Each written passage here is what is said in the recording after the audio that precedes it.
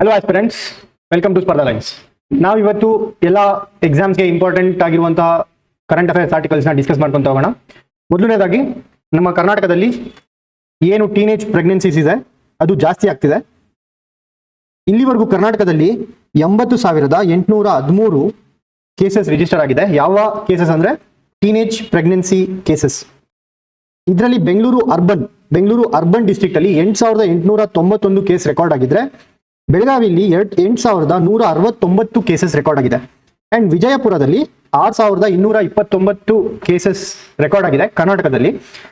ಈ ಟೀನೇಜ್ ಪ್ರೆಗ್ನೆನ್ಸಿಯಿಂದ ಏನಾಗುತ್ತೆ, ಯಾಕೆ teenage pregnancy is bad for women health ಅಂತ ಅಂದ್ರೆ, ಮ್ಯಾಟರ್ನಲ್ ಮತ್ತೆ ಇನ್ಫ್ಯಾಂಟ್ ಮಾರ್ಟಾಲಿಟಿ ರೇಟ್ನ ಜಾಸ್ತಿ ಮಾಡುತ್ತೆ. ನಾವು ಏನು ಹೆಲ್ತ್ ಇಂಡಿಕೇಟರ್ಸ್ ಅಂತ ಕರಿತೀವಿ ನಾವು, ಈ ಹೆಲ್ತ್ ಇಂಡಿಕೇಟರ್ಸ್ ಅಲ್ಲಿ ಪ್ರಮುಖವಾಗಿ ನೋಡೋದು IMR ಮತ್ತೆ MMR, infant mortality rate and maternal mortality rate. ಈ ಎರಡೂ ಕೇಸಸ್ ಜಾಸ್ತಿ ಆಗುತ್ತೆ. ಯಾಕೆ ಅಂತಂದ್ರೆ ಟೀನೇಜ್ ವಯಸ್ಸಲ್ಲಿ ಅನೇಮಿಯಾ ಮತ್ತೆ obstructed labour, pre term births and low birth weight ಇಂದ ಈ ಒಂದು IMR ಮತ್ತೆ MMR ಜಾಸ್ತಿ ಆಗುತ್ತೆ. ಯಾಕೆ ಟೀನೇಜ್ ಪ್ರೆಗ್ನೆನ್ಸೀಸ್ ಜಾಸ್ತಿ ಆಗ್ತಿದೆ ನಮ್ಮ ಕರ್ನಾಟಕದಲ್ಲಿ ಅಂತ ಅಂದ್ರೆ, ಮೊದಲನೇದಾಗಿ ಎಕ್ಸ್ಪರ್ಟ್ಸ್ ಏನ್ ಹೇಳ್ತಾರೆ ಇದ್ರ ಬಗ್ಗೆ, ಯಾಕೆ ಟೀನೇಜ್ ಪ್ರೆಗ್ನೆನ್ಸೀಸ್ ಜಾಸ್ತಿ ಆಗ್ತಿದೆ ಅಂತ ಎಕ್ಸ್ಪರ್ಟ್ಸ್ ಏನ್ ಹೇಳ್ತಾರೆ ಅಂದ್ರೆ, early age, social media exposure. Social ಮೀಡಿಯಾಗೆ ಎಕ್ಸ್ಪೋಜರ್ ಜಾಸ್ತಿ ಆಗ್ತಿದೆ ಈ ನಡುವೆ. ಅದಕ್ಕೆ ಸೋಷಿಯಲ್ ಮೀಡಿಯಾ ಎಕ್ಸ್ಪೋಜರ್ ಇಂದ ಈ ಒಂದು ಟೀನೇಜ್ ಪ್ರೆಗ್ನೆನ್ಸೀಸ್ ಜಾಸ್ತಿ ಆಗ್ತಿದೆ ಅಂತ ಎಕ್ಸ್ಪರ್ಟ್ಸ್ ಹೇಳ್ತಿದ್ದಾರೆ. And lack of reproductive health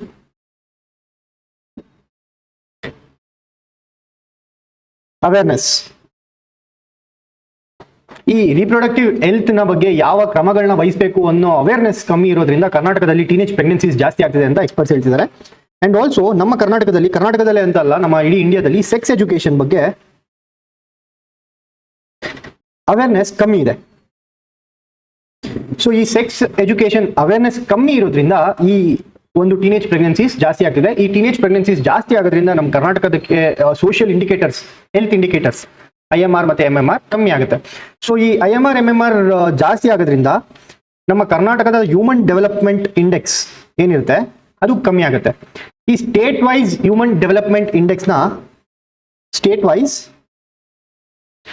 HDI index, human development index ಯಾರು ರಿಲೀಸ್ ಮಾಡ್ತಾರೆ ಈ ಒಂದು ರಿಪೋರ್ಟ್ನ ಅನ್ನೋದನ್ನ ನಮ್ಮ ಕಮೆಂಟ್ ಬಾಕ್ಸ್ ಅಲ್ಲಿ ತಿಳಿಸಿ. ಹಾಗಿದ್ರೆ ಕರ್ನಾಟಕ ಗವರ್ಮೆಂಟ್ ಈ ಒಂದು ಟೀನೇಜ್ ಪ್ರೆಗ್ನೆನ್ಸೀಸ್ ಜಾಸ್ತಿ ಆಗ್ತಿರೋದ್ರಿಂದ ಕರ್ನಾಟಕ ಗವರ್ಮೆಂಟ್ ಯಾವ್ಯಾವ ಕ್ರಮಗಳನ್ನ ಕೈಗೊಂಡಿದೆ ಅಂತಾನು ನಾವು ನೋಡ್ಬೇಕಲ್ವಾ. ಸೊ ಯಾವ್ಯಾವ ಕ್ರಮಗಳನ್ನ ಕೈಗೊಂಡಿದೆ ಅಂತಂದ್ರೆ, ಮೊದಲನೇದಾಗಿ ಅಕ್ಕಾ ಫೋರ್ಸ್ ಅಂತ ಒಂದು ಪಡೆ, ಇದಕ್ಕೆ ಡೆಡಿಕೇಟೆಡ್ ಆಗಿರುವಂತ ಅಕ್ಕಾ ಫೋರ್ಸ್. ಈ ಅಕ್ಕಾ ಫೋರ್ಸ್ ಏನ್ ಮಾಡುತ್ತೆ, ನಾವ್ ಇವಾಗ ಸದ್ಯಕ್ಕೆ ಇದನ್ನ ಮೈಸೂರು, ಬೆಳಗಾವಿ ಅಂಡ್ ಮಂಗಳೂರಲ್ಲಿ ಇದನ್ನ ಲಾಂಚ್ ಮಾಡಿದೀವಿ ಅಕ್ಕಾ ಫೋರ್ಸ್ ಅನ್ನೋದನ್ನ. ಈ ಅಕ್ಕಾ ಫೋರ್ಸ್ ಏನ್ ಮಾಡುತ್ತೆ ಅಂತಂದ್ರೆ, ಪ್ಯಾಟ್ರೋಲಿಂಗ್ ಅಂದ್ರೆ ಪ್ಯಾಟ್ರೋಲ್ ಮಾಡಿಕೊಂಡು ಯಾವ್ದನ್ನ ತಡೆಯಕ್ಕೆ, ಚೈಲ್ಡ್ ಮ್ಯಾರೇಜ್ ನ ತಡೆಯಕ್ಕೆ.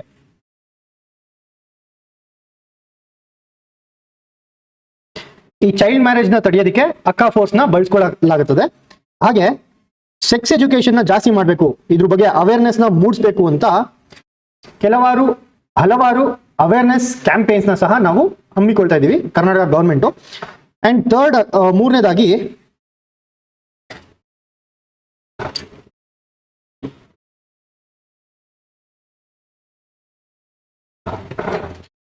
POCSO act. ಈ ಪೋಕ್ಸೋ ಆಕ್ಟ್ ನ ಅವೇರ್ನೆಸ್ ನ ಜಾಸ್ತಿ ಮಾಡುವಂತಹ ಸಲುವಾಗಿ ಇದರ ಒಂದು ಕ್ಯಾಂಪೇನ್ಸ್ ನ ಸಹ ನಾವು ಹಮ್ಮಿಕೊಳ್ತಾ ಇದೀವಿ ಕರ್ನಾಟಕ ಗವರ್ಮೆಂಟ್. ಸೊ ಇದಿಷ್ಟು ಗವರ್ಮೆಂಟ್ ಕಡೆಯಿಂದ ಮಾಡ್ತಿರೋದು ಟೀನೇಜ್ ಪ್ರೆಗ್ನೆನ್ಸೀಸ್ ನ ಕಮ್ಮಿ ಮಾಡೋದಕ್ಕೆ.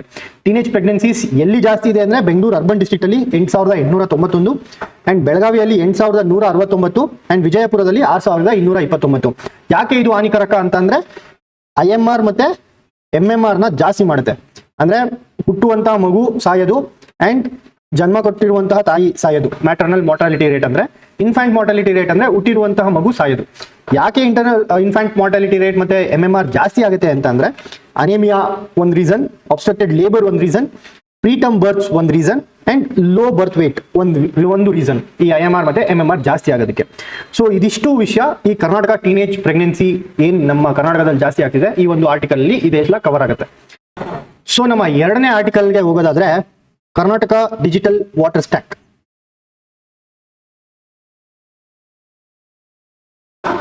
ಕರ್ನಾಟಕ ಡಿಜಿಟಲ್ ವಾಟರ್ ಸ್ಟ್ಯಾಕ್ ನಮ್ಮ ಕರ್ನಾಟಕ ಗವರ್ಮೆಂಟ್ ಇಂಪ್ಲಿಮೆಂಟ್ ಮಾಡಿರೋದು. ಏನಿದು? It is a project for transparency and accountability in water resource management. ನಮ್ಮ ಕರ್ನಾಟಕದಲ್ಲಿ ಇರುವಂತಹ ನೀರಿನ ಏನು ರಿಸೋರ್ಸಸ್ ಇದೆ, ವಾಟರ್ ರಿಸೋರ್ಸಸ್ ಏನಿದೆ, ಇದನ್ನ ಎಫೆಕ್ಟಿವ್ ಆಗಿ ಯುಟಿಲೈಸ್ ಮಾಡೋದಕ್ಕೆ, ಎಫೆಕ್ಟಿವ್ ಆಗಿ ಮ್ಯಾನೇಜ್ ಮಾಡೋದಕ್ಕೆ ಈ ಒಂದು ಡಿಜಿಟಲ್ ವಾಟರ್ ಸ್ಟ್ಯಾಕ್ ನ ನಾವು ಬಳಸ್ಕೊಳ್ತಾ ಇದೀವಿ. ಈ ಫಸ್ಟ್ ಫೇಸ್ ಅಲ್ಲಿ 41 ತಾಲೂಕು ಏನು ಎಕ್ಸೆಸಿವ್ ಗ್ರೌಂಡ್ ವಾಟರ್ ಎಕ್ಸ್ಟ್ರಾಕ್ಷನ್ ಅಂತ ಗುರುತಿಸ್ಕೊಂಡಿದೆ, 41 ತಾಲೂಕುಗಳು ನಮ್ಮ ಕರ್ನಾಟಕದಲ್ಲಿ ಎಕ್ಸೆಸಿವ್ ಆಗಿ ಗ್ರೌಂಡ್ ವಾಟರ್ ನ ಯೂಸ್ ಮಾಡ್ತಾ ಇದ್ದೇವೆ, ಎಕ್ಸೆಸ್ ಆಗಿ ಗ್ರೌಂಡ್ ವಾಟರ್ ನ ಮೇಲ್ ತರದು. ಸೊ ಈ 41 ತಾಲೂಕಲ್ಲಿ ಮೊದಲನೇ ಫೇಸ್ ಇಂಪ್ಲಿಮೆಂಟ್ ಆಗುತ್ತೆ. ಸೊ ಈ ವಾಟರ್ ನ ಎಫಿಷಿಯಂಟ್ ಆಗಿ ಮ್ಯಾನೇಜ್ ಮಾಡಬೇಕು ಅಂತ ಅಂದ್ರೆ ಯಾವ್ಯಾವ್ದನ್ನ ಯೂಸ್ ಮಾಡ್ಕೊಳ್ಳುತ್ತೆ ಕರ್ನಾಟಕ ಡಿಜಿಟಲ್ ವಾಟರ್ ಸ್ಟ್ಯಾಕ್ ಅಂತ ಅಂದ್ರೆ ಸ್ಯಾಟಲೈಟ್ ಡೇಟಾ, AI, ಕೃತಕ ಬುದ್ಧಿಮತ್ತೆ ಮತ್ತೆ ಮಿಷಿನ್ ಲರ್ನಿಂಗ್, ಈ ಮೂರನ್ನು ಬಳಸ್ಕೊಂಡು ವಾಟರ್ನ ಮಾನಿಟರ್ ಮಾಡ್ತಾರೆ, ಮ್ಯಾನೇಜ್ ಮಾಡ್ತಾರೆ ಅಂಡ್ ಕನ್ಸರ್ವ್ ಮಾಡ್ತಾರೆ. ಇದರಲ್ಲಿ ಜಿಯೋ ಟ್ಯಾಗಿಂಗ್ ಅಂಡ್ ಮ್ಯಾಪಿಂಗ್ ಸಹ ಮಾಡ್ತಾರೆ. ಯಾವ್ದ್ರಲ್ಲಿ 34,000 ಕೆರೆಗಳು ಸರ್ವೆ ಮಾಡಿದ್ದಾರೆ. ಈ ಒಂದು ಇದರಲ್ಲಿ ಈ 34,000 ಏನ್ ಸರ್ವೆ ಮಾಡಿದ್ದಾರೆ ಕೆರೆಗಳನ್ನ, ಅದರಲ್ಲಿ 31,000 ಜಿಯೋ ಟ್ಯಾಗ್ಡ್. ಎಲ್ಲಿವರೆಗಿನ ಡೇಟಾ ಇದು? ಆಗಸ್ಟ್ ವರೆಗಿನ ಡೇಟಾ.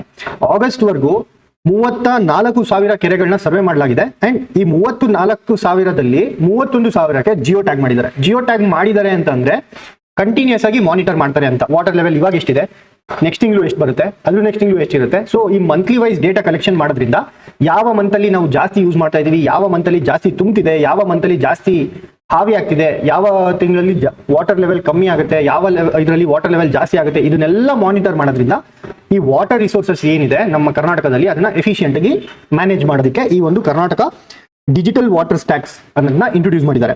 ಇದರ ಬೆನಿಫಿಟ್ಸ್ ಏನಪ್ಪಾ ಅಂತಂದ್ರೆ ಈ ವಾಟರ್ ಮ್ಯಾನೇಜ್ಮೆಂಟ್, ಅವಾಗ್ಲಿಂದ ನಾನು ಹೇಳ್ತಿರೋ ಹಾಗೆ ವಾಟರ್ ಮ್ಯಾನೇಜ್ಮೆಂಟ್ ಸೈಂಟಿಫಿಕ್ ಆಗುತ್ತೆ. ಸೈಂಟಿಫಿಕ್ ಆಗಿ ಅಂದ್ರೆ ನಾವು ಸ್ಯಾಟಲೈಟ್ ಡೇಟಾನ ಬಳಸ್ಕೋತೀವಿ, AI ನ ಬಳಸ್ಕೋತೀವಿ, ಮಷಿನ್ ಲರ್ನಿಂಗ್ ನ ಬಳಸ್ಕೋತೀವಿ. ಸೊ ಇದೆಲ್ಲ ಬಳಸ್ಕೊಳ್ಳೋದ್ರಿಂದ ಒಂದು ಸೈಂಟಿಫಿಕ್ ವೇ ಅಲ್ಲಿ ವಾಟರ್ನ ಮ್ಯಾನೇಜ್ಮೆಂಟ್ ಮಾಡ್ತೀವಿ. ಅಂಡ್ ಏನಾದ್ರೂ ಇಶ್ಯೂ ಇದ್ರೆ, ಫಾರ್ ಎಕ್ಸಾಂಪಲ್ ಇವಾಗ ಬೆಂಗಳೂರಲ್ಲಿ ಒಂದೊಂದ್ಸರಿ ಡ್ರಾಟ್ಸ್ ಆಗುತ್ತೆ, ಅಂದ್ರೆ ಬರಗಾಲ ಬರುತ್ತೆ, ಮಳೆ ಜಾಸ್ತಿ ಆಗದೆ ಇದ್ದಾಗ ಡ್ರಾಟ್ಸ್ ಆಗುತ್ತೆ. ಅಂಡ್ ಮಳೆ ಜಾಸ್ತಿ ಬಂದ್ರೆ ಫ್ಲಡ್ಸ್ ಆಗುತ್ತೆ, ಅರ್ಬನ್ ಫ್ಲಡ್ಸ್ ಆಗುತ್ತೆ. ಇದೆಲ್ಲ ಇಶ್ಯೂನ ರಿಸಾಲ್ವ್ ಮಾಡೋದು ಯಾವಾಗ? ನಮ್ಮ ಕೆರೆಗಳನ್ನ, ಬೆಂಗಳೂರಲ್ಲಿ ಇರುವಂತಹ ಕೆರೆಗಳನ್ನ ನಾವು ಯಾವಾಗ ಎಫೆಕ್ಟಿವ್ ಆಗಿ ಸೈಂಟಿಫಿಕ್ ಆಗಿ ಮ್ಯಾನೇಜ್ ಮಾಡ್ತೀವಿ, ಈ ಒಂದು ಇಶ್ಯೂನ ಈಸಿಯಾಗಿ ರಿಸಾಲ್ವ್ ಮಾಡಬಹುದು. So that is also one more benefit of digital water stack of Karnataka. ಹಾಗೆ ಇನ್ನೊಂದು ಕರ್ನಾಟಕದಲ್ಲಿ ಅತಿ ಹೆಚ್ಚು ನ್ಯೂಸ್ ಅಲ್ಲಿ ಇರುವಂತದ್ದು ಏನಪ್ಪಾ ಅಂತಂದ್ರೆ ಎನ್ಕ್ರೋಚ್ಮೆಂಟ್, ಅಂದ್ರೆ ಒತ್ತುವರಿ ಮಾಡ್ಕೊಳ್ಳೋದು, ಕೆರೆ ಜಾಗಗಳನ್ನ ಒತ್ತುವರಿ ಮಾಡ್ಕೊಳ್ಳೋದು. ಈ ಒತ್ತುವರಿ ಮಾಡ್ಕೊಳ್ಳೋದನ್ನೆಲ್ಲ ತಡೆಯಲಾಗುತ್ತೆ ಡಿಜಿಟಲ್ ವಾಟರ್ ಸ್ಟ್ಯಾಕಿಂಗ್ ನಲ್ಲಿ, ಮತ್ತೆ ಜಿಯೋ ಟ್ಯಾಗಿಂಗ್ ಮಾಡಿದ್ರೆ.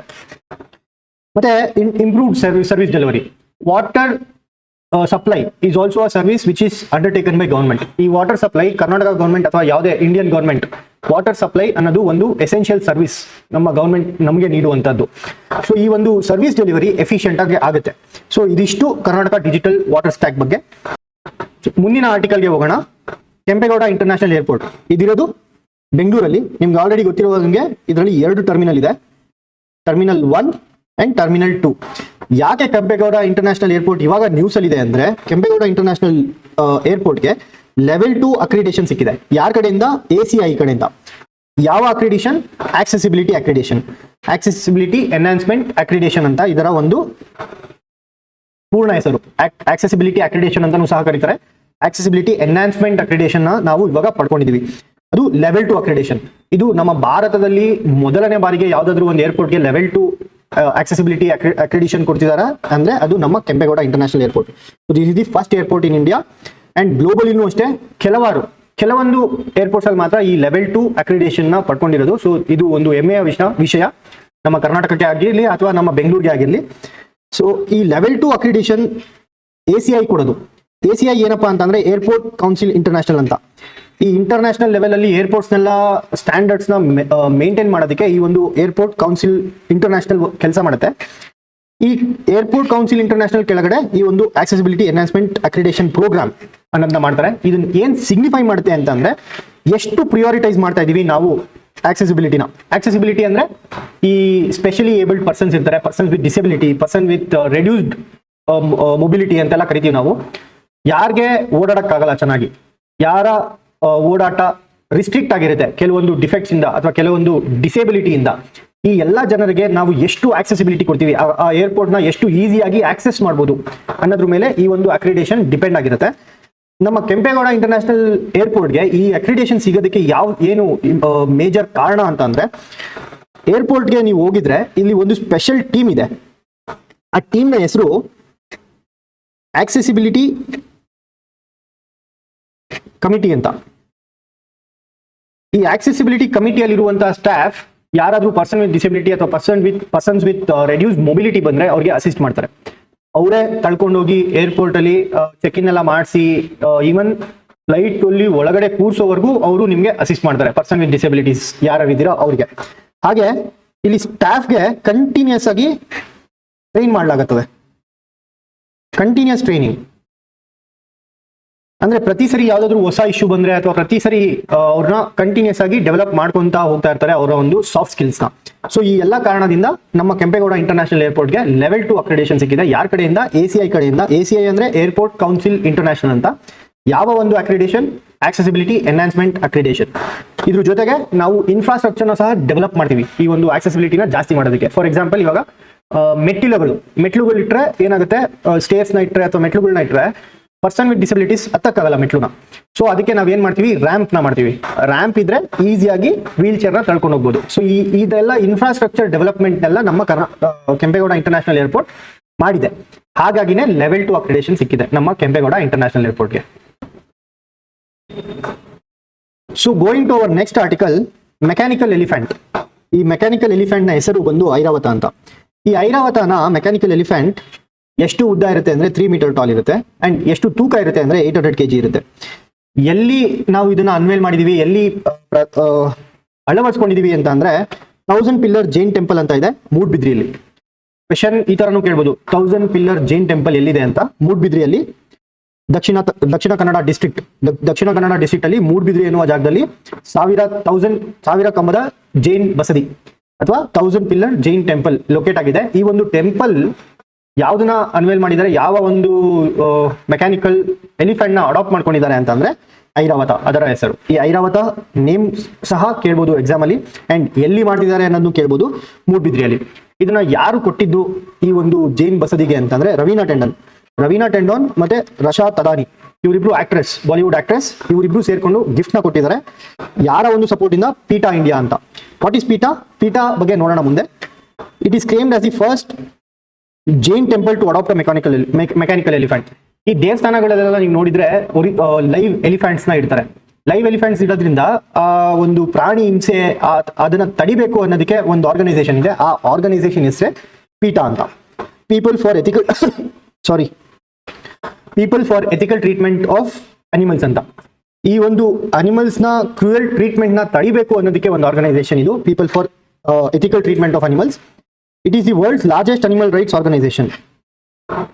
ಇಡೀ ವಿಶ್ವದಲ್ಲಿ ಯಾವ್ದಾದ್ರು ಒಂದು ಬಿಗ್ಗೆಸ್ಟ್ ಅನಿಮಲ್ ರೈಟ್ಸ್ ಬಗ್ಗೆ ಮಾತಾಡೋದು ಅಥವಾ ಅನಿಮಲ್ ಕ್ರೂಯಲ್ಟಿ ವಿರುದ್ಧ ಮಾತಾಡೋದು ಅಂದ್ರೆ ಈ ಒಂದು ಪೀಟಾ ಆರ್ಗನೈಸೇಷನ್. ಇದು ಫೌಂಡ್ ಆಗಿದ್ದು 1980 ಯಾರು ಇದನ್ನ ಫೌಂಡ್ ಮಾಡಿದ್ದು ಅಂದ್ರೆ ಇಂಗ್ರಿಡ್ ನ್ಯೂಕಿರ್ಕ್, ಅಲೆಕ್ಸ್ ಪಚೆಕೋ ಅಂತ. ಸೊ ಇವರಿಬ್ರು ಫೌಂಡೇಶನ್ ಮಾಡಿದ್ದು ಈ ಒಂದು ಪೀಠನ ಯಾವಾಗ? 1980. So this is about mechanical elephant Airavata which is in Moodbidri, Dakshina Kannada district ಅಲ್ಲಿ. So going to our next article, UDISE plus. ಏನಿದು UDISE ಪ್ಲಸ್ ಅಂದ್ರೆ unified district information system for education plus. Unified district information system for education. ಈ ಒಂದು UDISE ಪ್ರಕಾರ ನಮ್ಮ ಇಂಡಿಯಾದಲ್ಲಿ teachers ನ ಸಂಖ್ಯೆ 1 ಕೋಟಿಗಿಂತ ಹೆಚ್ಚಾಗಿದೆ ಅಂತೆ. 2024-25 1 ಕೋಟಿಗಿಂತ ದಾಟಿದೆ ಟೀಚರ್ಸ್ ನ ಸಂಖ್ಯೆ ನಮ್ಮ ಇಂಡಿಯಾದಲ್ಲಿ. ಇದು 2022-23 ಕಂಪೇರ್ ಮಾಡಿದ್ರೆ 6.7% ಇನ್ಕ್ರೀಸ್ ಆಗಿದೆ. ಸೊ ನಮ್ಮ ಟೀಚರ್ಸ್ ನಂಬರ್ಸ್ ಎಷ್ಟು ಪರ್ಸೆಂಟ್ ಇನ್ಕ್ರೀಸ್ ಆಗಿದೆ? 6.7%. ಯಾವುದಕ್ಕೆ ಹೋಲಿಸ್ಕೊಂಡ್ರೆ 2022-23 ವರ್ಷಕ್ಕೆ ಹೋಲಿಸ್ಕೊಂಡ್ರೆ 2024-25 ಎಷ್ಟು ಕೋಟಿ ಜನ ಟೀಚರ್ಸ್ ಆಗಿದ್ದಾರೆ ಅಂತಂದ್ರೆ 1 ಕೋಟಿಗಿಂತ ಜಾಸ್ತಿ. ಈ 1 ಕೋಟಿ ಜನ ಟೀಚರ್ಸ್ ಅಲ್ಲಿ ಫಿಮೇಲ್ ಟೀಚರ್ಸ್ ನ 54.2% ಫಾರ್ಮ್ ಆಗಿದ್ದಾರೆ. ಅಂದ್ರೆ 54 ಪ್ರತಿ 100 ಟೀಚರ್ಸ್ ಅಲ್ಲಿ 54.2 ಟೀಚರ್ಸ್ ಫಿಮೇಲ್ಸ್ ಆಗಿದ್ದಾರೆ. ಸೊ ಈ ಟೋಟಲ್ ವರ್ಕ್ ಫೋರ್ಸ್ ಅಲ್ಲಿ 54.2% ಫಿಮೇಲ್ ಟೀಚರ್ಸ್ ಇದ್ದಾರೆ. ಇದೇನ್ ತೋರಿಸುತ್ತೆ? ಜೆಂಡರ್ ರೆಪ್ರೆಸೆಂಟೇಷನ್ ಅಂತ ತೋರಿಸುತ್ತೆ. ನಮ್ಮ actually gender representation, gender equality ಅಂದ್ರೆ 50-50 ಇರಬೇಕು. ಬಟ್ ನಮ್ಮ ಇಂಡಿಯಾದಲ್ಲಿ 54% ಟೀಚರ್ಸ್ ಇದ್ದಾರೆ, ಫಿಮೇಲ್ ಟೀಚರ್ಸ್. ಹಾಗೆ ಪ್ಯೂಪಿಲ್ ಟು ಟೀಚರ್ ರೇಷಿಯೋ ಏನಿದೆ ಅಂದ್ರೆ ಒಂದು ಟೀಚರ್ಗೆ ಎಷ್ಟು ಜನ ಸ್ಟೂಡೆಂಟ್ಸ್ ಇರ್ತಾರೆ, ಇದು ಹೆಂಗೆ ಕ್ಯಾಲ್ಕುಲೇಟ್ ಮಾಡ್ತಾರೆ, ಎಷ್ಟು ಜನ ಸ್ಕೂಲಲ್ಲಿ ಓದ್ತಾ ಇದ್ದಾರೆ, ಅದು divided by number of teachers. So total students divided by number of teachers, ಒಂದು ರೇಷಿಯೋ ಸಿಗುತ್ತೆ. Student divided by number of teachers ನ ಮಾಡಿದ್ರೆ ಒಂದು ರೇಷಿಯೋ ಸಿಗುತ್ತೆ. ಆ ರೇಷಿಯೋ ಎಷ್ಟಿದೆ ಅಂತಂದ್ರೆ, ಫೌಂಡೇಶನಲ್ 10 ಜನ ಸ್ಟೂಡೆಂಟ್ಸ್ಗೆ, ಪ್ರತಿ 10 ಜನ ಸ್ಟೂಡೆಂಟ್ಸ್ಗೆ ಒಬ್ರು ಟೀಚರ್ ಅವೈಲಬಲ್ ಇರ್ತಾರೆ ಫೌಂಡೇಶನಲ್ ಕೋರ್ಸಸ್ ಅಲ್ಲಿ. ಅಂಡ್ ಪ್ರಿಪರೇಟರಿಯಲ್ಲಿ 13, ಪ್ರತಿ 13 ಸ್ಟೂಡೆಂಟ್ಸ್ಗೆ ಒಬ್ರು ಟೀಚರ್ ಅವೈಲಬಲ್ ಇರ್ತಾರೆ. ಮಿಡಿಲ್ ಸ್ಕೂಲ್ ಅಲ್ಲಿ ಪ್ರತಿ 17 ಜನಕ್ಕೆ ಒಬ್ರು ಟೀಚರ್ ಇರ್ತಾರೆ. ಅಂಡ್ ಸೆಕೆಂಡರಿ ಲೆವೆಲ್ ಅಲ್ಲಿ 21 ಜನ ಇರ್ತಾರೆ, ಪ್ರತಿ 21 ಸ್ಟೂಡೆಂಟ್ಸ್ ಇರ್ತಾರೆ ಪ್ರತಿ ಒಂದು ಟೀಚರ್ಗೆ. ಸೊ ಪ್ರತಿ 21 ಸ್ಟೂಡೆಂಟ್ಸ್ಗೆ ಒಬ್ರು ಟೀಚರ್ ಇರ್ತಾರೆ. ಇದು NEP, ನಮ್ಮ ನ್ಯಾಷನಲ್ ಎಜುಕೇಶನ್ ಪಾಲಿಸಿ ಏನಿತ್ತು, ಆ ನ್ಯಾಷನಲ್ ಎಜುಕೇಶನ್ ಪಾಲಿಸಿ ರೆಕಮೆಂಡ್ ಮಾಡಿರುವಂತ 1:30 ಗಿಂತ ಕಮ್ಮಿ ಇದೆ. ಸೊ ಅದು ಈ ಒಂದು UDISC ರಿಪೋರ್ಟ್ ಅಲ್ಲಿ ನಮಗೆ ಕಂಡು ಬಂದಿರುವಂತಹ ಒಂದು ವಿಷಯ, and which is good also. ಈ ನ್ಯಾಷನಲ್ ಎಜುಕೇಶನ್ ಪಾಲಿಸಿ ಯಾರ ಒಂದು ರೆಕಮೆಂಡೇಶನ್ ಮೇಲೆ ಬಂತು? ಯಾರ ಒಂದು ರೆಕಮೆಂಡೇಶನ್ ಮೇಲೆ ಈ ನ್ಯಾಷನಲ್ ಎಜುಕೇಶನ್ ಪಾಲಿಸಿನ ಡ್ರಾಫ್ಟ್ ಮಾಡಲಾಗಿತ್ತು ಅಂದ್ರೆ ಕಸ್ತೂರಿ ರಂಗನ್. ಸೊ ಕಸ್ತೂರಿ ರಂಗನ್ ಅವರ ರಿಪೋರ್ಟ್ ನ ಮೇರೆಗೆ ನ್ಯಾಷನಲ್ ಎಜುಕೇಶನ್ ಪಾಲಿಸಿನ ಫಾರ್ಮ್ ಮಾಡಲಾಗುತ್ತೆ. ಈ unified district information system for education plus ಬಗ್ಗೆ ನೋಡೋದಾದ್ರೆ, UDISC ಪ್ಲಸ್ ನಾನು ಏನ್ ಮಾತಾಡ್ತಿದ್ದೆ ಅದ್ರ ಬಗ್ಗೆ ನೋಡೋದಾದ್ರೆ, ಇಟ್ ಈಸ್ ಅನ್ ಇದು ಆನ್ಲೈನ್ ಡೇಟಾ, ಕಾಂಪ್ರಹೆನ್ಸಿವ್, ಪ್ರತಿಯೊಂದನ್ನು ಒಳಗೊಂಡಿರುವಂತಹ ಡೇಟಾ. ಯಾರು ಇನಿಷಿಯೇಟ್ ಮಾಡಿದ್ರು? Department of school education and literacy, ministry of education ಅಲ್ಲಿ ಒಂದು ಡಿಪಾರ್ಟ್ಮೆಂಟ್ ಇದೆ. ಆ ಡಿಪಾರ್ಟ್ಮೆಂಟ್ ನ ಹೆಸರು department of school education and literacy ಅಂತ. ಈ ಒಂದು ಡಿಪಾರ್ಟ್ಮೆಂಟ್ ಅವರು ಮಾಡಿರುವಂತಹ ಒಂದು ಪ್ರೋಗ್ರಾಮ್ UDISC. ಈ UDISC ಅಂದ್ರೆ ಏನು ಇಲ್ಲ, it is a data which will be in online format and which will be comprehensive. ಅಂದ್ರೆ ಎಲ್ಲಾನು ಒಳಗೊಂಡಿರುವಂತಹ online data is nothing but UDISC plus. So going to our next topic, ನಮ್ಮ ಇಸ್ರೋ ತನ್ನ 2ನೇ ಲಾಂಚ್ ಪ್ಯಾಡ್ ನ ಕನ್ಸ್ಟ್ರಕ್ಟ್ ಮಾಡೋದಕ್ಕೆ start ಮಾಡಿದೆ. ಎಲ್ಲಿ ಸ್ಟಾರ್ಟ್ ಮಾಡಿದೆ ಅಂತಂದ್ರೆ, ತಮಿಳುನಾಡುವಲ್ಲಿ ಕುಲಶೇಖರಪಟ್ಟಿನಂ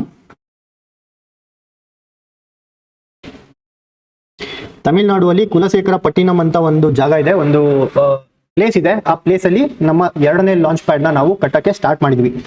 ಇವಾಗ ನಮ್ಮ ಇಂಡಿಯಾದಲ್ಲಿ ಇರೋದು ಒಂದೇ ಲಾಂಚ್ ಪ್ಯಾಡ್. ಅದು ಎಲ್ಲಿದೆ ಅಂದ್ರೆ Satish Dhawan space centre at Sriharikota, Andhra Pradesh. ಇವಾಗಿನ ಎಲ್ಲಾ ರಾಕೆಟ್ಸ್ ನ ಏನ್ ಲಾಂಚ್ ಮಾಡ್ತೀವಿ ಅದು ಶ್ರೀಹರಿಕೋಟಾ ಇಂದಾನೆ ಆಗೋದು, ಸತೀಶ್ ಧವನ್ ಸ್ಪೇಸ್ ಸೆಂಟರ್ ಇಂದಾನೆ ಲಾಂಚ್ ಆಗ್ತಿರೋದು. ಸೊ ಇವಾಗ 2ನೇ ಒಂದು ಸ್ಪೇಸ್ ಪೋರ್ಟ್ ಅಥವಾ ಲಾಂಚ್ ಪ್ಯಾಡ್ ನ ನಾವು ಕನ್ಸ್ಟ್ರಕ್ಟ್ ಮಾಡ್ತೀವಿ. ಎಲ್ಲಿ? ತಮಿಳುನಾಡುವಲ್ಲಿ. ಯಾಕೆ 2ನೇದು ಬೇಕು? ಒಂದಿದ್ರೆ ಸಾಲಲ್ವಾ? ಇನ್ನೊಂದು ಯಾಕೆ ಬೇಕಿತ್ತು ಅಂತ ಅಂದ್ರೆ, ಇವಾಗ ಏನ್ ಶ್ರೀಹರಿಕೋಟಾ ಇದೆ ಆಂಧ್ರ ಪ್ರದೇಶಲ್ಲಿ, ಇಲ್ಲಿಂದ ಲಾಂಚ್ ಮಾಡುವಂತಹ ಒಂದು ರಾಕೆಟ್ಸ್ ಏನಿದೆ, ಅಕಸ್ಮಾತ್ ನಾವೇನಾದ್ರೂ ಸೌತ್ ಪೋಲ್ಗೆ ಯಾವ್ದಾದ್ರು ಒಂದು ಸ್ಯಾಟಲೈಟ್ ನ ಕಳಿಸ್ಬೇಕಾ ಅಥವಾ ರಾಕೆಟ್ಸ್ ನಾವು ಲಾಂಚ್ ಮಾಡೋದಾದ್ರೆ ಸೌತ್ ಪೋಲ್ ಕಡೆಗೆ, ಅದು ಶ್ರೀಲಂಕಾ ಮೇಲೆ ಅದು ಹೋಗ್ಬೇಕಾಗುತ್ತೆ. ಅಥವಾ ಶ್ರೀಲಂಕಾ ಮೇಲ್ಗಡೆ ಹೋಗ್ಬಾರ್ದು ಅಂತ ಅಂದ್ರೆ ನಾವು ಫ್ಯೂಯಲ್ ನ ವೇಸ್ಟ್ ಮಾಡ್ಕೊಂಡು ಅದ್ರ ಸುತ್ತ ಒಂದು ಮಾಡಿ ಹೋಗ್ಬೇಕಾಗುತ್ತೆ ರಾಕೆಟ್ಸ್ ಸೌತ್ ಪೋಲ್ಗೆ ಹೋಗ್ಬೇಕಾದ್ರೆ ಶ್ರೀಹರಿಕೋಟಾ ಇಂದ. ಆದ್ರೆ ಕುಲಶೇಖರಪಟ್ಟಿನಂ ಇಂದ ಲಾಂಚ್ ಮಾಡಿದ್ರೆ ಡೈರೆಕ್ಟ್ ಆಗಿ ಒಂದೇ ಪಾತ್, ಸ್ಟ್ರೇಟ್ ಪಾತ್ ಇರುತ್ತೆ ಸೌತ್ ಪೋಲ್ಗೆ. ಸೊ ಈ ಒಂದು ರೀಸನ್ ನಮ್ ಶ್ರೀಲಂಕಾನ ದಾಟಿ ಹೋಗ್ಬಾರ್ದು ಅನ್ನೋ ಒಂದು ಉದ್ದೇಶದಿಂದ 2nd ಲಾಂಚ್ ಪ್ಯಾಡ್ ನ ತಮಿಳುನಾಡುವಲ್ಲಿ ನಾವು ಕಟ್ಸ್ತಾ ಇದೀವಿ. ಈ ಒಂದು ಹೋಗೋದ್ರಿಂದ, ಶ್ರೀಲಂಕಾ ಮೇಲೆ ಹೋಗೋದ್ರಿಂದ ಅಥವಾ ಶ್ರೀಲಂಕಾನ ಸುತ್ತಿ ಬಳಸಿ ಹೋಗೋದ್ರಿಂದ ಏನಾಗುತ್ತೆ, ಜಾಸ್ತಿ ಫ್ಯೂಯಲ್ ಖರ್ಚಾಗುತ್ತೆ. ದೊಡ್ಡ ರಾಕೆಟ್ಸ್ ಆದ್ರೆ ಪರವಾಗಿಲ್ಲ, ನಡೆಯುತ್ತೆ. ಆದ್ರೆ ಚಿಕ್ಕ SSLV ಏನು ನಾವು ರಾಕೆಟ್ಸ್ ಇಟ್ಟಿದೀವಿ ಅದಕ್ಕೆಲ್ಲ ಜಾಸ್ತಿ ಫ್ಯೂಯಲ್ ಇದು ಮಾಡಿದ್ರೆ ಸ್ಯಾಟಲೈಟ್ ನ ಕಮ್ಮಿ ವೆಯ್ಟ್ ಇನ್ ಸ್ಯಾಟಲೈಟ್ ಮಾತ್ರ ಅದು ಲಾಂಚ್ ಮಾಡಕ್ಕಾಗುತ್ತೆ. ಸೊ ಈ ಎಲ್ಲಾ ಒಂದು ಪ್ರಾಬ್ಲಮ್ಸ್ ನ ಸಾಲ್ವ್ ಮಾಡ್ಬೇಕು ಅಂತ ತಮಿಳುನಾಡುವಲ್ಲಿ 2ನೇ ಲಾಂಚ್ ಪ್ಯಾಡ್ ನ ಕಟ್ಟಿಸ್ತಾ ಇದೀವಿ. So going to our next topic, Matsya Shakti project ಅಂತ. ಏನಿದು ಮತ್ಸ್ಯ ಶಕ್ತಿ ಪ್ರಾಜೆಕ್ಟ್? ಯಾಕೆ ಮಾಡ್ತಾ ಇದೀವಿ ಅಂದ್ರೆ, ಮೈನಾರಿಟಿ ಫಿಶಿಂಗ್ ಕಮ್ಯುನಿಟೀಸ್ ಏನಿದೆ ನಮ್ಮ ಭಾರತದಲ್ಲಿ ಇರುವಂತದ್ದು 6 ಮೈನಾರಿಟೀಸ್. ಈ 6 ಮೈನಾರಿಟೀಸ್ ಯಾವುದು ಅಂತ ನಮ್ಮ ಕಮೆಂಟ್ ಬಾಕ್ಸ್ ಅಲ್ಲಿ ತಿಳಿಸಿ. ಯಾರ್ಯಾರು ಮೈನಾರಿಟಿ ಕಮ್ಯುನಿಟಿಗೆ ಸೇರ್ತಾರೆ ಅಂತ ಕಮೆಂಟ್ ಬಾಕ್ಸ್ ಅಲ್ಲಿ ತಿಳಿಸಿ. ಈ ಮೈನಾರಿಟಿ ಫಿಶಿಂಗ್ ಕಮ್ಯುನಿಟೀಸ್ ಏನಿದೆ ಅದನ್ನ ಎಂಪವರ್ ಮಾಡೋದಕ್ಕೆ ಮತ್ಸ್ಯ ಶಕ್ತಿ ಪ್ರಾಜೆಕ್ಟ್ ಅಂತ ನಾವು ಲಾಂಚ್ ಮಾಡಿದೀವಿ ಒಂದು ಸ್ಕೀಮ್ ನ. ಈ ಎಲ್ಲಾ ಪಾರ್ಟಿಸಿಪೆಂಟ್ಸ್ಗೆ ಕಾಂಪ್ರಹೆನ್ಸಿವ್ ಸ್ಕಿಲ್ಸ್ ನ ಡೆವಲಪ್ ಮಾಡಬೇಕು. ಲೈವ್ಲಿಹುಡ್ಸ್ ನ ಡೆವಲಪ್ ಮಾಡಬೇಕು, ಆ ಕಮ್ಯುನಿಟಿಗೆ ವೆಲ್ಫೇರ್ ಆಗಬೇಕು. ಇದು ಇದರ ಮುಖ್ಯ ಉದ್ದೇಶ. ಏನೇನು? ಕಮ್ಯುನಿಟಿ ಉದ್ಧಾರ ಆಗಬೇಕು, ವೆಲ್ಫೇರ್ ಆಗಬೇಕು ಆ ಕಮ್ಯುನಿಟಿ, ಅಂಡ್ ಲೈವ್ಲಿಹುಡ್ಸ್, ಆ ಫಿಶರ್ಮೆನ್ಗಳ ಲೈವ್ಲಿಹುಡ್ಸ್ ಚೆನ್ನಾಗಾಗಬೇಕು, ಅಂಡ್ ಅದಕ್ಕೆ ಬೇಕಾಗಿರುವಂತಹ ಸ್ಕಿಲ್ಸ್ ನ ಡೆವಲಪ್ ಮಾಡ್ಕೋಬೇಕು. ಇದು ಮತ್ಸ್ಯಶಕ್ತಿಯ ಮುಖ್ಯ ಉದ್ದೇಶ. ಯಾರು ಇಂಪ್ಲಿಮೆಂಟ್ ಮಾಡ್ತಾರೆ? ಇದು ICAR ನ Vizhinjam regional centre. Vizhinjam regional centre ಏನಿದೆ ICARದು, Indian council for agricultural research ನ ಒಂದು ಭಾಗ ವಿಸಿಜಮ್ ರೀಜನಲ್ ಸೆಂಟರ್. ಇವರು ಇಂಪ್ಲಿಮೆಂಟ್ ಮಾಡ್ತಾರೆ. ಇದರ ಜೊತೆಗೆ CMFRI central marine fisheries research institute, ಈ ಎರಡು ಆರ್ಗನೈಸೇಷನ್ ಸೇರ್ಕೊಂಡು ಈ ಒಂದು ಸ್ಕೀಮ್ ನ ಇಂಪ್ಲಿಮೆಂಟ್ ಮಾಡ್ತಾರೆ. ಈ ಒಂದು ಸ್ಕೀಮ್ ಏನಿದೆ, it will be conceived under PM Vikas scheme. ಈ PM ವಿಕಾಸ್ ಸ್ಕೀಮ್ ಏನಂತ ಅಂದ್ರೆ ಪ್ರಧಾನ ಮಂತ್ರಿ ವಿರಸತ್ ಕಾ ಸಂವರ್ಧನ್, PM ವಿಕಾಸ್. ಈ PM ವಿಕಾಸ್ ಏನಿದೆ, ಇದ್ರ ಅಂಡರ್ ಅಲ್ಲಿ ಮತ್ಸ್ಯಶಕ್ತಿ ಪ್ರಾಜೆಕ್ಟ್ ನ ಲಾಂಚ್ ಮಾಡಲಾಗುತ್ತೆ. ಈ PM Vikas scheme ministry of minority affairs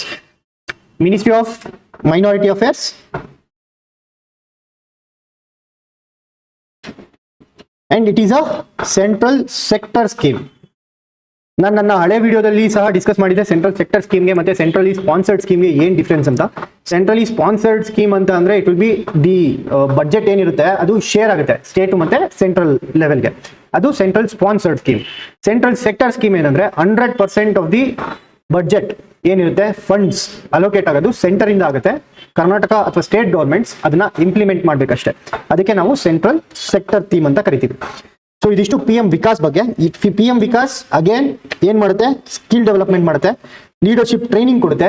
PM Vikas scheme ಆಂಟ್ರಪ್ರೂನರ್ಶಿಪ್ ಹೇಗ್ ಮಾಡಬೇಕು ಅಂದ್ರೆ ಬಿಸ್ನೆಸ್ ನ ಹೆಂಗೆ ಕಂಡಕ್ಟ್ ಮಾಡಬೇಕು, ಬಿಸ್ನೆಸ್ ಅಲ್ಲಿ ಹೆಂಗ್ ಬೆಳಿಬೇಕು, ಯಾವ ಬಿಸ್ನೆಸ್ ಮಾಡಿದ್ರೆ ನಮ್ಗೆ ಲಾಭ ಬರುತ್ತೆ, ಇದರ ಎಲ್ಲ ಒಂದು ಅವೇರ್ನೆಸ್ ನ ಮೂಡಿಸುವಂತಹ ಒಂದು scheme PM Vikas. It is a central sector scheme and it is under ministry of minority affairs. ಈ ಒಂದು PM ವಿಕಾಸ್ ಸ್ಕೀಮ್ ಅಲ್ಲಿ ಒಳಗಡೆ ಅದರ ಭಾಗವಾಗಿ ಲಾಂಚ್ ಮಾಡ್ತಿರುವಂತಹ ಪ್ರಾಜೆಕ್ಟ್ ಮತ್ಸ್ಯಶಕ್ತಿ ಪ್ರಾಜೆಕ್ಟ್. ಮತ್ಸ್ಯಶಕ್ತಿ ಪ್ರಾಜೆಕ್ಟ್ ನ ಯಾಕೆ ನಾವು ಲಾಂಚ್ ಮಾಡ್ತಾ ಇದೀವಿ? ಮೈನಾರಿಟಿ ಫಿಶರ್ಮೆನ್ ನ ವೆಲ್ಫೇರ್ ಮಾಡೋದಕ್ಕೆ. ಇದರಲ್ಲಿ skill development, comprehensive skill development, ಎಲ್ಲಾ ತರಹದ ಸ್ಕಿಲ್ಸ್ ನ ಇದರಲ್ಲಿ ಕಲಿಸ್ಕೊಡಲಾಗುತ್ತದೆ. ಅಂಡ್ ಲೈವ್ಲಿಹುಡ್ಸ್ ನ ಚೆನ್ನಾಗಿ ಅಭಿವೃದ್ಧಿ ಮಾಡಬೇಕು ಅಂಡ್ ಕಮ್ಯುನಿಟಿ ವೆಲ್ಫೇರ್ ರೀಚ್ ಆಗಬೇಕು ಅಂತ ಈ ಒಂದು ಮತ್ಸ್ಯಶಕ್ತಿ ಪ್ರಾಜೆಕ್ಟ್ ನ ನಾವು ಲಾಂಚ್ ಮಾಡಿದೀವಿ. So this is about Matsyashakti project and this is about PM Vikas scheme. So going to our one liners. ಇವತ್ತಿನ ಒನ್ ಲೈನರ್ಸ್ ನೋಡೋದಾದ್ರೆ national sports day. National sports ಡೇನ ನಾವು ಯಾವಾಗ ಸೆಲೆಬ್ರೇಟ್ ಮಾಡ್ತೀವಿ? August 29th ನ್ಯಾಷನಲ್ ಸ್ಪೋರ್ಟ್ಸ್ ಡೇನ ಸೆಲೆಬ್ರೇಟ್ ಮಾಡ್ತೀವಿ. ಯಾಕೆ ಸೆಲೆಬ್ರೇಟ್ ಮಾಡ್ತೀವಿ ಅಂದ್ರೆ ಮೇಜರ್ ಧ್ಯಾನ್ ಚಂದ್ ನ ಆನರ್ ಮಾಡೋದಕ್ಕೆ ಇವರು. ಅಂಡ್ ಇದೇ ಒಂದು ನ್ಯಾಷನಲ್ ಸ್ಪೋರ್ಟ್ಸ್ ಡೇ ದಿನ ಹಾಕಿ ಏಷ್ಯಾ ಕಪ್ ಸಹ ಸ್ಟಾರ್ಟ್ ಆಗುತ್ತೆ ನಮ್ಮ ಇಂಡಿಯಾದಲ್ಲಿ. August 29th national sports day ಯಾರ ಒಂದು ಆನರ್ ಮಾಡೋದಕ್ಕೆ ಮಾಡ್ತೀವಿ? ಮೇಜರ್ ಧ್ಯಾನ್ ಚಂದ್ ಅವ್ರನ್ನ. ಅಂಡ್ ಅವತ್ತಿನ ದಿನ ಏನ್ ಸ್ಟಾರ್ಟ್ ಆಗುತ್ತೆ? ಹಾಕಿ ಏಷ್ಯಾ ಕಪ್ ಸ್ಟಾರ್ಟ್ ಆಗುತ್ತೆ. ಸೊ PM ಮೋದಿ ಅವರು, ನಮ್ಮ ಪ್ರೈಮ್ ಮಿನಿಸ್ಟರ್ ಆದ ನರೇಂದ್ರ ಮೋದಿ ಅವರು ಜನ್ಧನ್ ಯೋಜನಾ ಬಗ್ಗೆ 11 ವರ್ಷ ಕಂಪ್ಲೀಟ್ ಮಾಡಿರುವ ಸಲುವಾಗಿ ಅದನ್ನ ಕಂಗ್ರಾಚುಲೇಟ್ ಮಾಡಿದ್ದಾರೆ PM ನರೇಂದ್ರ ಮೋದಿ ಅವರು. ಈ PM ಜನ್ಧನ್ ಯೋಜನಾ ಕೆಳಗಡೆ 56 ಕೋಟಿ ಅಕೌಂಟ್ಸ್ ಕ್ರಿಯೇಟ್ ಆಗಿದೆ ಅಂಡ್ 2.68 lakh crore ಡೆಪಾಸಿಟ್ ಆಗಿದೆ ಅಂತ. ಈ 2.68 ಲಕ್ಷ ಕೋಟಿ ರೂಪಾಯಿ ಈ ಜನ್ಧನ್ ಯೋಜನಾ ಅಂಡರ್ ಅಲ್ಲಿ ಕ್ರಿಯೇಟ್ ಆಗಿರುವಂತಹ ಅಕೌಂಟ್ಸ್ ಅಲ್ಲಿ ಇರುವಂತಹ deposits around 2.6 lakh crores. And ಎಷ್ಟು ಕೋಟಿ ಅಕೌಂಟ್ಸ್ ಇದಾವೆ ಈ ಜನ್ಧನ್ ಯೋಜನಾ ಕೆಳಗಡೆ ಅಂದ್ರೆ 56 ಕೋಟಿ ಅಕೌಂಟ್ಸ್ ಇದೆ. Next one liner is exercise bright star. ಏನಿದು ಎಕ್ಸರ್ಸೈಸ್ ಬ್ರೈಟ್ ಸ್ಟಾರ್ ಅಂದ್ರೆ ಇಂಡಿಯಾ 700 ಸೋಲ್ಜರ್ಸ್ ನ ಕಳಿಸ್ತಾ ಇದ್ದಾರೆ. ಯಾವುದಕ್ಕೆ? ಈ ಒಂದು ಎಕ್ಸರ್ಸೈಸ್ಗೆ. ಈ ಒಂದು ಎಕ್ಸರ್ಸೈಸ್ ಬ್ರೈಟ್ ಸ್ಟಾರ್ ಏನು ಅಂತ ನಮ್ಮ ಕಮೆಂಟ್ ಬಾಕ್ಸ್ ಅಲ್ಲಿ ತಿಳಿಸಿ. ಸೊ ನೀವು ಯಾರು ಕಮೆಂಟ್ ಬಾಕ್ಸ್ ಅಲ್ಲಿ ಆನ್ಸರ್ ಮಾಡ್ತೀರಾ, ಆ ಆನ್ಸರ್ ನ ನಾಳೆ ನಮ್ಮ ಸ್ಲೈಡ್ಸ್ ಅಲ್ಲಿ ಡಿಸ್ಪ್ಲೇ ಮಾಡ್ತೀವಿ. ಯಾರು ಕರೆಕ್ಟ್ ಆನ್ಸರ್ ಮಾಡ್ತೀರಾ ಕಮೆಂಟ್ ಬಾಕ್ಸ್ ಅಲ್ಲಿ. ಸೊ ಎಕ್ಸರ್ಸೈಸ್ ಬ್ರೈಟ್ ಸ್ಟಾರ್ ಏನು ಅನ್ನೋದನ್ನ ಕಮೆಂಟ್ ಬಾಕ್ಸ್ ಅಲ್ಲಿ ತಿಳಿಸಿ. Glanders it is an infectious and life threatening disease. ಇದೊಂದು ರೋಗ. ಗ್ಲ್ಯಾಂಡರ್ಸ್ ಅನ್ನೋದು ಒಂದು ರೋಗ. ಯಾರಿಗೆ ಬರುತ್ತೆ? ಹಾರ್ಸಸ್ಗೆ, ಡಾಂಕೀಸ್ಗೆ, ಮ್ಯೂಲ್ಸ್ಗೆ. Mules is also one of the organism which belongs to donkey family. So ಈ ಹಾರ್ಸ್ಗೆ, ಡಾಂಕಿಗೆ, ಮ್ಯೂಲ್ಸ್ಗೆ ಬರುವಂತಹ ರೋಗ ಗ್ಲ್ಯಾಂಡರ್ಸ್. ಯಾವ ಒಂದು ಆರ್ಗಾನಿಸಮ್ ಇದಕ್ಕೆ ಕಾರಣ ಅಂತಂದ್ರೆ ಬ್ಯಾಕ್ಟೀರಿಯಾ. ಒಂದು ಬ್ಯಾಕ್ಟೀರಿಯಾ ಬರ್ಕೋಲ್ಡೇರಿಯಾ ಮಾಲೈ. ಈ ಮಾಲೈ ಅನ್ನೋ ಹೆಸರ ಮೂಲಕ ನೀವು ನೆನ್ಪಿಟ್ಕೋಬಹುದು. ಬ್ಯಾಕ್ಟೀರಿಯಾ ಮಾಲೈ ಯಾವ ಡಿಸೀಸ್ ನ ಕಾಸ್ ಮಾಡುತ್ತೆ? ಗ್ಲ್ಯಾಂಡರ್ಸ್. ಈ ಗ್ಲ್ಯಾಂಡರ್ಸ್ ಯಾರಿಗೆ ಬರುತ್ತೆ? ಯಾವ ಆರ್ಗಾನಿಸಮ್ಸ್ಗೆ, ಯಾವ ಅನಿಮಲ್ಸ್ಗೆ ಬರುತ್ತೆ ಅಂತಂದ್ರೆ horses, donkeys and mules. So ಇದಿಷ್ಟು ಇವತ್ತಿನ ಕರೆಂಟ್ ಅಫೇರ್ಸ್ ಆರ್ಟಿಕಲ್ಸ್. ನಾಳೆ ಮತ್ತಷ್ಟು current affairs, important current affairs articles ಜೊತೆಗೆ ಸಿಗೋಣ. ಅಲ್ಲಿವರೆಗೂ take care, bye, thank you.